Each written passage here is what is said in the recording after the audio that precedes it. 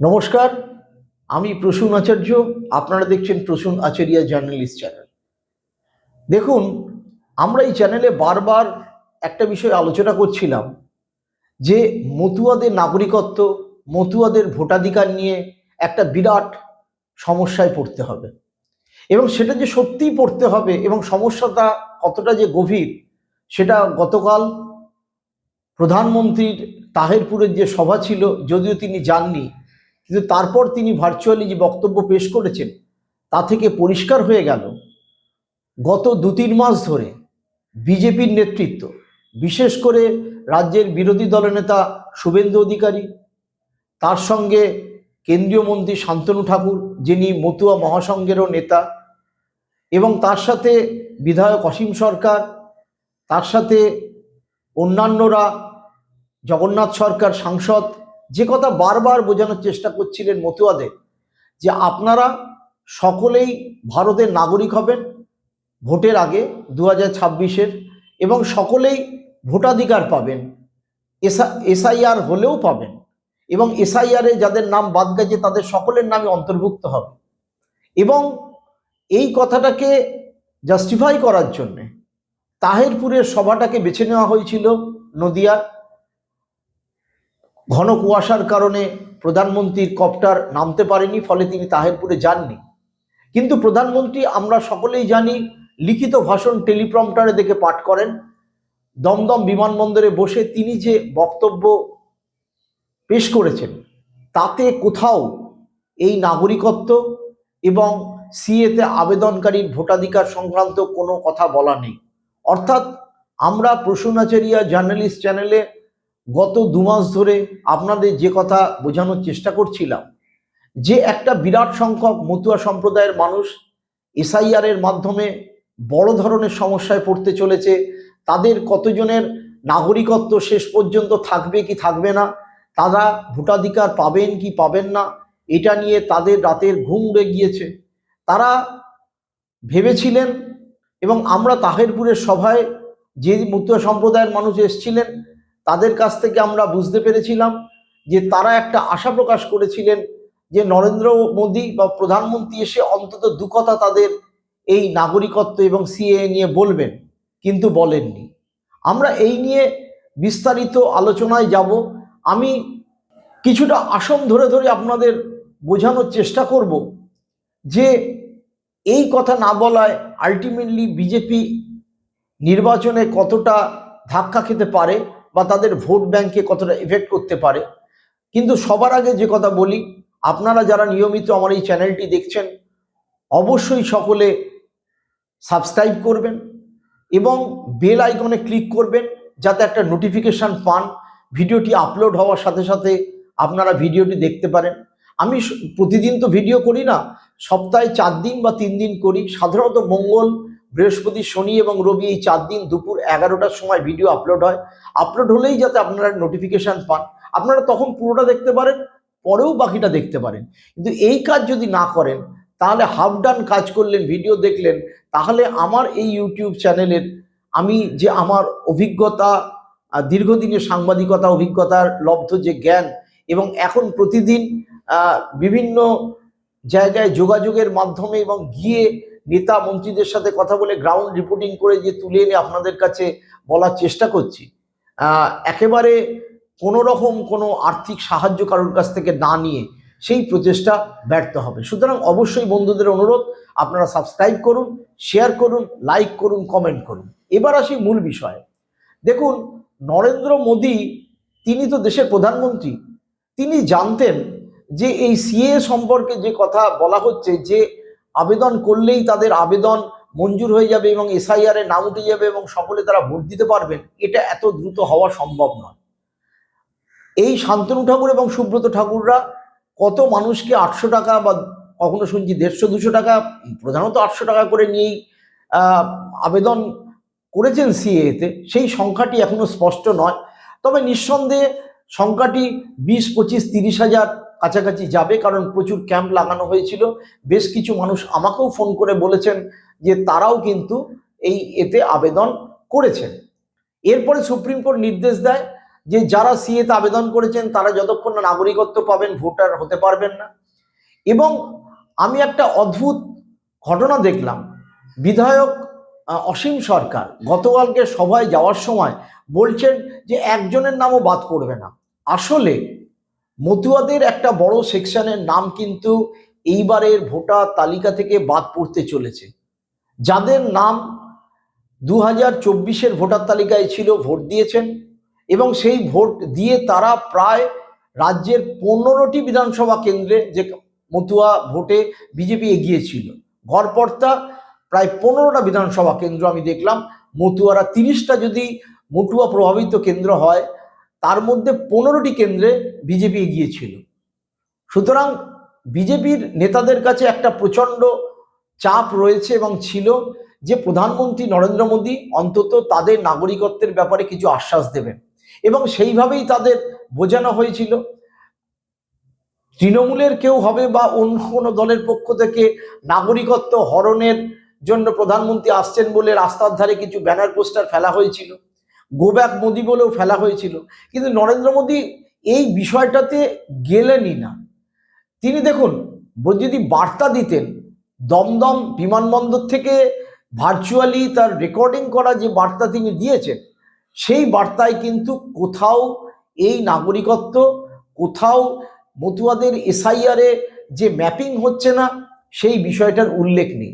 আমরা ইতিমধ্যে জানতে পেরেছি, যতদূর ইলেকশন কমিশন সূত্রে খবর, প্রায় 4.5 লক্ষ মতুয়া ভোটারদের যারা এসআইআরে ফর্ম ফিল আপ করেছে, মাইন্ডেড যারা ফর্ম ফিল আপ করেছে, যারা এসআইআরের কাগজ পায়নি সেই সংখ্যাটা হিউজ। সেটা 10 লাখ না 15 লাখ না 20 লাখ এখনো পর্যন্ত সেটা নিরূপণ হয়নি, কিন্তু ম্যাপিং হয়নি প্রায় 4.5 লক্ষ মতুয়া ভোটারের নাম। তাদের যে কি দাঁড়াবে, আগামী দিন তারা ভোট দিতে পারবে কিনা ভোটার তালিকা থেকে, কারণ তাদের হিয়ারিং হবে, তারা অনেকেই ডকুমেন্ট প্লেস করতে পারবেন না, বাদ যাবে।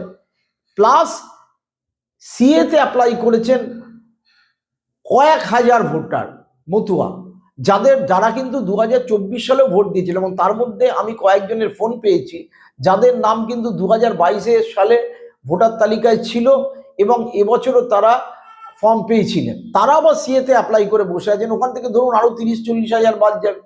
তো এইভাবে যদি গোটা প্রক্রিয়াটা চলে, এবং বিজেপি লিডারশিপ প্রচণ্ডভাবে বোঝানোর চেষ্টা করছিল যে কেউ বাদ যাবেন না, পূর্ববঙ্গ থেকে আসা কোনো শরণার্থী যাদের বলা হচ্ছে হিন্দু, তাদের প্রত্যেকের নাম এবার ভোটার তালিকায় থাকে, তারা প্রত্যেকে নাগরিকত্ব পাবেন। যদিও স্বপন মজুমদার বিধায়ক তিনি একবার বলেছিলেন যে এবার ভোট দিতে না পারলেও আপনার নাম উঠবে এবং আপনি 2030 সালে ভোট দিতে পারবেন, কিন্তু সেই কথাটা পরে উইথড্র করে নেওয়া হয়। আমি গতকাল দেখলাম বিধায়ক অসীম সরকার বলছেন একজনের নামও বাদ যায়নি। অদ্ভুত জগন্নাথ সরকার বলছেন সকলের নাম আছে। ঠিক এই একই কথা বোঝানোর চেষ্টা করছেন সুকান্ত মজুমদার, শ্রমিক ভট্টাচার্য, শুভেন্দু অধিকারী, কারণ তারা জানেন যে এই মতুয়াদের মনের মধ্যে একটা ভয়ঙ্কর সংশয় সৃষ্টি হয়েছিল। দেখুন তাহেরপুরে সবাই যারা গেছিলেন তাদের একটা বড় সেকশন কিন্তু মতুয়া, তারা আশা করেছিলেন যে নরেন্দ্র মোদী অন্তত একটি বার্তা দেবেন। প্রধানমন্ত্রীর মুখনিসৃত বার্তা যদিও অনেক ক্ষেত্রেই জুমলা বলে প্রতিপন্ন হয়েছে, সেটা 2014 ইলেকশনের আগে, তখন যদিও তিনি প্রধানমন্ত্রী ছিলেন না, যে প্রত্যেক অ্যাকাউন্টে 15 লক্ষ টাকা ঢুকবে, তারপরেও আমরা দেখেছি একের পর এক নোটবন্দির সময় কালো টাকা ফিরিয়ে আনা।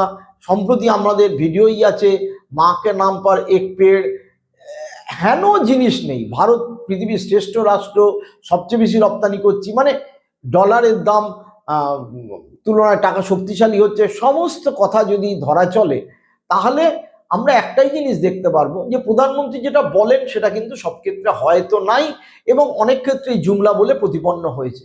তবু নরেন্দ্র মোদী তো ভারতের দেশের প্রধানমন্ত্রী যদি এদের আশ্বাস দিতেন তাহলে একেবারে গরিব নমশূদ্র মতুয়ারা বিশ্বাস করতেন যে হ্যাঁ, আমরা কোথাও একটা আশ্রয় ভরসাস্থল পাচ্ছি, যেটা শান্তনু ঠাকুর, সুব্রত ঠাকুররা আমাদের বলছেন। তো সেই ক্ষেত্রে অন্তত তারা ভরসা পেতেন। কিন্তু অদ্ভুতভাবে দেখলাম জয় নিতাই বলে শুরু করলেন প্রধানমন্ত্রী, এবং তিনি গো ব্যাক মোদি না বলে গো ব্যাক ঘুষপেটিয়ার কথা বললেন। যদিও এখনো পর্যন্ত এসআইআর হওয়ায় পশ্চিমবঙ্গের কতজন ঘুষপেটিয়ে পাওয়া গেছে তার কোনো পরিসংখ্যান সুনির্দিষ্টভাবে ইলেকশন কমিশন বলেনি। ঠিক যেরকম বিহারের ইলেকশন চলাকালীন খুব চড়া গলায় অমিত শাহ এবং নরেন্দ্র মোদী দুজনেই ঘুষপেটিয়া বাংলাদেশি রোহিঙ্গা বলেছিলেন, কিন্তু শেষ পর্যন্ত পাওয়া যায়নি। পশ্চিমবঙ্গের এসআইআর এর যে ম্যাপিং হচ্ছে তাতে এখনো পর্যন্ত কোনো রোহিঙ্গা বা বাংলাদেশি কতজন আছে সেটা সুস্পষ্টভাবে পাওয়াও যায়নি। ইলেকশন কমিশন বলবে কি না সেটা জানিও না। কিন্তু প্রধানমন্ত্রী ঘুষপেটিয়া প্রসঙ্গটা তুললেন কারণ তার যারা স্ক্রিপ্ট রাইটাররা স্ক্রিপ্ট লিখে দেন। স্বাভাবিকভাবেই প্রধানমন্ত্রী প্রতিদিন একাধিক জায়গায় যান, তার পক্ষে তো লিখিত ভাষণই পড়তে হয় এবং তিনি টেলিপ্রম্পটারে পড়েন। এটা নরেন্দ্র মোদী বলে না, এটা অধিকাংশ প্রাইম মিনিস্টার প্রায় সকলেই এই কাজ করেন। অনেক সময় মুখ্যমন্ত্রীরাও এই কাজ করেন, মন্ত্রীরাও এই কাজ করেন। সুতরাং আমি এই ব্যাপারটাকে খুব গুরুত্ব দিতে চাইছি না। কিন্তু তার যারা স্ক্রিপ্ট রাইটাররা তো রাখতেই পারতেন, কারণ মোদির সভা বানচাল হয়েছে, কিন্তু তার বক্তব্যটা কিন্তু বানচাল হয়নি। তার বক্তব্যের মধ্যে কোথাও কিন্তু এই মতুয়া সম্প্রদায়ের মানুষের জন্যে যে তাদের নাগরিকত্ব, তাদের ভোটাধিকার বা সিএতে যারা অ্যাপ্লাই করেছেন, এই ডিসেম্বর মাস চলছে, এরপর জানুয়ারি ফেব্রুয়ারি মাসে আপনারা জানেন ফাইনাল ভোটার লিস্ট হয়ে যাবে, তার মধ্যে তাদের নাগরিকত্ব পেতে হবে, তার মধ্যে তাদের 6 নম্বর ফর্ম ভরে অ্যাপ্লাই করতে হবে নতুন ভোটারের জন্য। সেই কাজটা যে হবে এই রকম কোনো আশ্বাস কিন্তু নরেন্দ্র মোদী দিলেন না। এতে দুটো জিনিস ঘটেছে। এক, মতুয়াদের এই নাগরিকত্ব ইত্যাদি ব্যাপারে তৃণমূল যে কথা বলছিলেন সে কথাটা অনেকটা ভরসাযোগ্য হয়েছে। এবং গতবার আমরা দেখেছিলাম যে তৃণমূল ধাক্কা খেলেও বিধানসভা ভোটে যে 30টি আসন পশ্চিমবঙ্গের মোটামুটি মতুয়া ভোটে নির্ধারিত হয়, তার মধ্যে অন্তত 17টি আসন তৃণমূল দখল করেছিল। তো তৃণমূল নেতৃত্ব কিছুটা খুশি। মমতা বালা ঠাকুর তিনি বলেছেন, একথা তিনি বলতেই পারতেন নরেন্দ্র মোদী, কিছু কথা আমরা আশা করেছিলাম, কিন্তু তিনি বললেন না, কারণ তিনি জানেন দেখুন তৃণমূল তার মতো করে পলিটিক্স খেলবে, বিজেপি তার মতো করে পলিটিক্স খেলবে, সিপিএম তার মতো করে পলিটিক্স খেলবে, এটা আমরা জানি। সিপিএম এর লিডারশিপও একই প্রশ্ন তুলছে এবং সিপিএম এর লোকেরাও একথা বলেছিলেন। সুজন চক্রবর্তী থেকে মোহাম্মদ সেলিম সকলেরই বক্তব্য ছিল যে মতুয়াদের নাগরিকত্ব এবং ভোটাধিকার বিষয়টিকে সুনিশ্চিত করতে হবে। তৃণমূলের তো বক্তব্য ছিলই, কিন্তু অ্যাপার্ট ফ্রম পলিটিক্যাল পার্টি সাধারণ মতুয়া সম্প্রদায়ের মানুষ কিন্তু এটা আশা করেছিলেন যে তাদের জন্য কিছু অন্তত নরেন্দ্র মোদী বলবে। কিন্তু মোদী একটা কথাও বললেন না। কেন বললেন না? কারণ আইনগতভাবে, এইখানেই আমি আসছি আসল জায়গায়, আইনগতভাবে তিনি তার দেশের হোম মিনিস্ট্রি এই কথা বলার ক্ষমতায় জায়গায় নেই। আপনাদের মনে রাখতে হবে যে ভারতে কিন্তু এখনো সংবিধান অনুযায়ী সরকার চলছে এবং আইন অনুযায়ী চলছে, যদিও সেই আইন বিজেপি নানাভাবে লঘু করে দেওয়ার চেষ্টা করছে। আমরা সম্প্রতি দেখতে পেলাম মহাত্মা গান্ধীর নামে মনরেগার নাম চেঞ্জ করে কিভাবে জিরামজি করে দেওয়া হলো, মহাত্মা গান্ধীর নামই তুলে দেওয়া হলো। 100 দিনের কাজে গ্যারেন্টি ছিল, সেখানে 125 দিন করে স্টেটের ভাগে, রাজ্যের ভাগে 40%, কেন্দ্রের ভাগে 60% ফেলে দেওয়া হলো, অর্থাৎ কেন্দ্র পুরো আর্থিক সহায়তা দেবে না। এবং কোথায় কোথায় এই জিরামজি ইমপ্লিমেন্টেড হবে সেটাও সেন্ট্রাল গভর্নমেন্ট ঠিক করবে। অর্থাৎ আইন কানুন বদলানোর জায়গা সরকারের হাতে আছে। কিন্তু মূল যে ধাঁচা, মূল যে নাগরিকত্বের প্রশ্ন, 1952 সালের যে পিপলস রিপ্রেজেন্টেটিভ অ্যাক্ট, এবং তারপর তা একাধিকবার সংশোধিত হয়েছে, রাজীব গান্ধীর আমলে হয়েছে, আডবাণী বাজপেয়ীর আমলে হয়েছে এবং পরিশেষে নরেন্দ্র মোদীর আমলেও সেটা সংশোধিত হয়েছে। সেই ক্ষেত্রে কিন্তু হাত পা বাঁধা সরকারের। অর্থাৎ আপনি যদি বাংলাদেশের থেকে আসা শরণার্থী বলুন, উদ্বাস্তুই বলুন, হিন্দু নাগরিক হন, তাহলে আপনাকে নাগরিকত্ব প্রমাণের ক্ষেত্রে যে যে পদ্ধতিগুলো আছে, ফাঁকতাল বলে যদি আপনি পেরিয়ে গেলেন ঠিক আছে, নয়তো ওই ফরম্যাটেই আপনাকে যেতে হবে। আপনি ভোটার কার্ড বা আধার কার্ডে নাম থাকলেও আপনি পাসপোর্ট করার ক্ষেত্রে কিন্তু আটকে যাবেন। এটা কিন্তু ভয়ঙ্কর কথা। এবং মতুয়ারা সেই জায়গাটাই বারবার চিন্তা করছেন। অনেক শিক্ষিত মতুয়াদেরই বিদেশ যাওয়ার ক্ষেত্রে পাসপোর্টে আটকে যায়, এমনকি তাদের রিলেটিভ যদি বাংলাদেশে থাকে, বহু মানুষের রয়েছে, সেই ক্ষেত্রেও কিন্তু তাদের আটকে যায়। সেই জায়গাটা কিন্তু ক্ল্যারিফিকেশন তাহিরপুরের সভা থেকে দিলেন না। কেন তাহিরপুরটাকে বেছে নেওয়া হয়েছিল? কারণ গত লোকসভা এবং বিধানসভায় আমরা দেখেছি ওই যে বেল্টটা রয়েছে, সেই বেল্টের কৃষ্ণনগরের 2টি আসন বা রানাঘাট কৃষ্ণনগর, এই যে নদিয়া জেলার যে বেল্টটা, সেই বেল্টটাই কিন্তু বিধানসভা ভোট এবং লোকসভা ভোটে বিজেপি যথেষ্ট ভালো ফলাফল করেছে। সুতরাং ওই বেল্ট থেকে যদি বার্তা দিতেন, ঠাকুরনগরেও সে বার্তা পৌঁছাতো এবং জাগুলিয়া, রানাঘাট, কৃষ্ণনগর, করিমপুর ওই অঞ্চলেও সেই একইভাবে বার্তাটা যেত। কিন্তু দুর্ভাগ্য, হয়তো মোদির ক্ষেত্রেও বা বিজেপি লিডারশিপের ক্ষেত্রেও ঘন কুয়াশার কারণে হেলিকপ্টার নামতে পারেনি। কিন্তু মোদি কিন্তু টুইট করে, বা যেভাবে আমরা দেখেছি যে তিনি সোশ্যাল মিডিয়াকে কিভাবে ব্যবহার করেন, তিনি মিডিয়ায় কিন্তু ওই জায়গাটা কোথাও ক্লারিফিকেশন দিলেন না। অর্থাৎ 1 নম্বর, নাগরিকত্বের যে পদ্ধতিতে চলছিল সেই পদ্ধতিতেই হবে, কিছুটা স্পিড আপ হতে পারে। সিএতে যারা আবেদন করেছে তাদের আবেদন গ্রহণ করা, তার যাচাই প্রক্রিয়া করা এবং তারপর নাগরিকত্ব প্রদান করা, এই যে টাইম ফ্রেম সাধারণত 6 মাস থেকে 1 বছর বা তার বেশি লেগে যাচ্ছিল, যতই দ্রুত করা যাক না কেন সেটা 3 মাসের মধ্যে এই প্রক্রিয়া করা কার্যত অসম্ভব। এটা হোম মিনিস্ট্রিও জানেন, মোদিও জানেন। অর্থাৎ মতুয়াদের নাগরিকত্বের প্রশ্নটা যেখানে ছিল সেখানেই থেকে গেল। 1 নাম্বার 2 হচ্ছে মতুয়াদের ভোটার তালিকায় যাদের নাম 2024-এ ছিল, 2019-এ ছিল, অর্থাৎ যারা বিজেপিকে চোখ বন্ধ করে 2019, 2021, 2024-এ ভোট দিয়েছেন এবং এবারও কোমর বেঁধে 2026-এ ভোট দেবেন বলে মনে হচ্ছিল, তাদের কাছে কিন্তু একটা বড় পরিমাণে সংশয় সৃষ্টি হলো। যে সংশয়টা আগামী দিনকে তারা কোথায় ভোট দেবেন সেইটা কিন্তু বড় পরিমাণে প্রশ্নের মুখে ফেলে দিল। এইখান থেকেই আসে, তাহলে ভোট যদি নির্ধারিত হয় তাহলে আলটিমেট পরিস্থিতিটা কোথায় গিয়ে দাঁড়াচ্ছে। আমি একটু স্পষ্ট করে বলি, রাজ্যে কম বেশি 30টা থেকে 32টা আসন মতুয়া ভোট দ্বারা নির্ধারিত হয়। যেরকম আমরা জানি রাজ্যের কম বেশি 120 থেকে 128টি আসন মুসলিম ভোট দ্বারা প্রভাবিত হয়।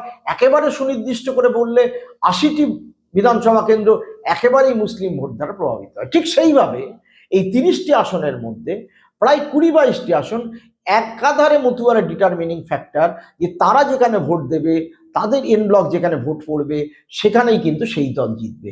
এবং এইখানেতে গত বিধানসভা ইলেকশনে বিজেপি গাজল থেকে শুরু করে একেবারে সাউথ বেঙ্গলের বনগা, বাগদা, গাইঘাটা এই যে বেলটা এবং কৃষ্ণনগরের এই যে বেলটা, কৃষ্ণনগর, রানাঘাট, তার যে আসনগুলো সব মিলিয়ে 12টি বিধানসভা কেন্দ্রে কিন্তু মতুয়ারা বিজেপিকে চোখ বন্ধ করে ভোটে জিতিয়েছিল। অন্য জায়গায় ভোট দিয়েছে হয়তো, মতুয়াদের সবাই তো দেয় না, তৃণমূলকেও তারা কিছু ভোট দিয়েছে। এককালে সিপিএম এর ভালো স্ট্রং হোল্ড ছিল মতুয়া কেন্দ্রে, তারাও সিপিএমকেও কিছু ভোট দেয়। ফরওয়ার্ড ব্লকের হরিপদ বিশ্বাস ভোট পেতেন মতুয়াদের, আমরা দেখেছি অলোকেশ দাস সিপিএম এর ভোট পেতেন, তাদেরও তো নিশ্চয়ই কিছু ভোট আছে। কিন্তু বড় পরিমাণে চাঙ্ক বা বৃহৎ মোর দ্যান 50-60% মতুয়ারা এন ব্লক বিজেপিকে ভোট করছিলেন। এই ভোটটা কিন্তু ধাক্কা লাগলো। আমি 12টি আসনের নয়, আপনি যদি লোকসভা আসনের ফলাফলের দিকে তাকান তাহলে একেবারে সুনির্দিষ্ট করে আমি বলতে পারি যে কোন কোন আসনগুলোতে কি কিভাবে প্রভাব পড়ছে। যেরকম ধরুন গিয়ে আপনি শান্তিপুর, আপনি যদি ধরেন রানাঘাট উত্তর পশ্চিম, সেইখানে আমাদের জগন্নাথ সরকার এগিয়ে, সেখানে রানাঘাট, কৃষ্ণনগর, সিরুলকা সিট, সেইখানেতেও বিজেপি প্রার্থী এগিয়ে। রানাঘাট উত্তর পূর্ব, সেইখানেতেও লোকসভায় বিজেপি প্রার্থী এগিয়ে। রানাঘাট দক্ষিণ, সেইখানেতেও লোকসভায় বিজেপি প্রার্থী এগিয়ে। চাকদা, সেখানেতেও বিজেপি প্রার্থী এগিয়ে। অর্থাৎ সামগ্রিকভাবে ভোটের ফলাফল কিন্তু দেখুন ঠিক একইভাবে বিজেপি প্রার্থী কিন্তু এগিয়ে রয়েছে আপনার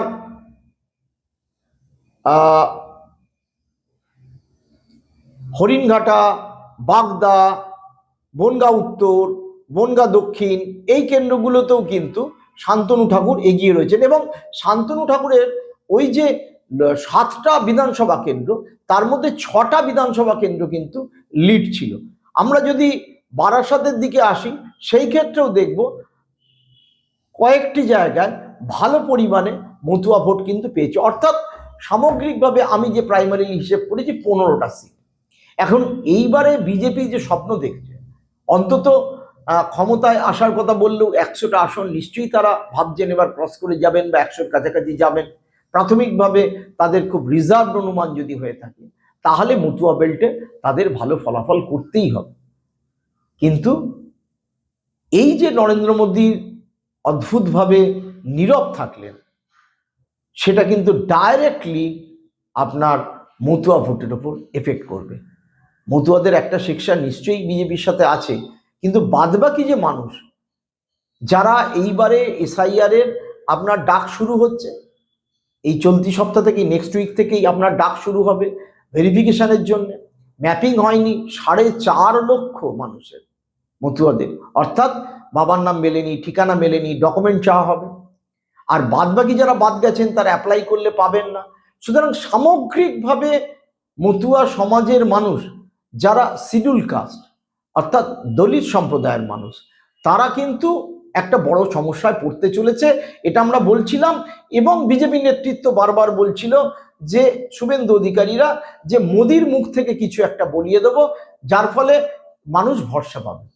কিন্তু মোদি নিজেও জানেন এটা আইনগতভাবে করা সম্ভব নয়, ফলে তিনি চুপ থাকলেন। আর মোদির এই নীরবতাই কিন্তু আলটিমেটলি তৃণমূলের পক্ষে একটা পজিটিভ দিক হয়ে দাঁড়ালো। আমরা দেখলাম একের পর এক তৃণমূলের লিডারশিপ, কখনো ব্রাত্য বসু, কখনো মমতা বালা ঠাকুর, কখনো অন্যান্যরা বলতে শুরু করলেন। এবং আমি সুনিশ্চিত মুখ্যমন্ত্রী মমতা বন্দ্যোপাধ্যায় এই ইস্যুটাকে একদম ছাড়লেন না। এবং দেখুন তৃণমূলের পলিটিক্স, যে 4 জন বিজেপি কর্মী বড়োয়া থেকে এসেছিলেন এবং বড়োয়া থেকে এসে সবাই যোগ দিতে গিয়ে পাতকৃত্য সারার সময় ট্রেন লাইনের ধারে অ্যাক্সিডেন্টে মারা গেলেন, তাদের বাড়িতে বড়োয়াতে চলে গেলেন তৃণমূল নেতৃত্ব। বিজেপি টেম্পোটা তুলছিল।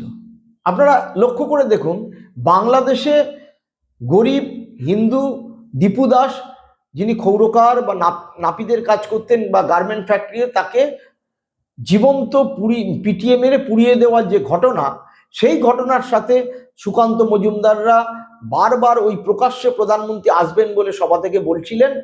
হরগোবিন্দ দাস, চন্দন দাসদের মুর্শিদাবাদের শামশেরগঞ্জের ঘটনার সাথে তুল্যমূল্য বিচার করে যে হরগোবিন্দ দাস আর চন্দন দাসকেও এখানে খুন করা হয়, ওখানেও খুন করা হয়েছে দীপু দাসকে।